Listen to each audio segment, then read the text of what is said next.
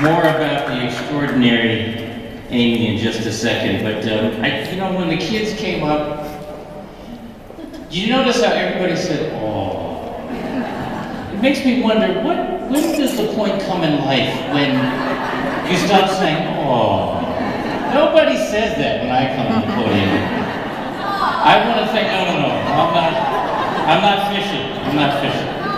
I want to thank all the kids for your presentation, for the song today, for the poem, and for the really nice poster you made.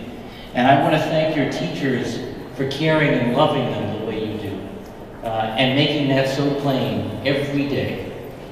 It's wonderful to see these young people and kids like them getting a chance before maybe they even appreciate how big an impact early ed will have on them. Before we later in life have to try to deal with the kinds of achievement gaps we're dealing with all around the Commonwealth. Long before we have to spend later by investing time and energy and resources and imagination right now, we do something meaningful to make a better Commonwealth. The kids talked about together, your friends are my friends. And what we're celebrating today is really a marvelous example of what we can accomplish when we work together.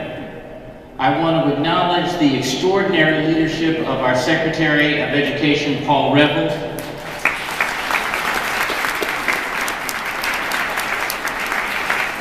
Sherry Killens is an inspirational commissioner. We thank you, Sherry. Jamie Cheslov and all aboard who give your time voluntarily to building this stronger Commonwealth. Amy and Margaret and all of the absolutely undeniable advocates for early education and care. Business leadership, legislative leadership, parents, understanding that if we come together, we can do extraordinary things.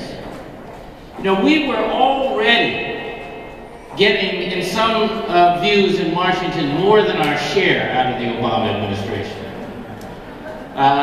So we had that kind of backdrop when going to compete for this part of the Race to the Top initiative. But we knew we had a case to make, and we knew what we were trying to accomplish and why. It's some tremendous accomplishments in education here in the Commonwealth, a very strong foundation on which to build. But we also appreciate, every one of us here, that we cannot rest on our laurels. We must do what has to be done in our time to assure a stronger Commonwealth into the future. And so we came together, you came together, with the extraordinary leadership I've mentioned and others, to deliver for this generation and another resources to help us make a better Commonwealth. And I'm just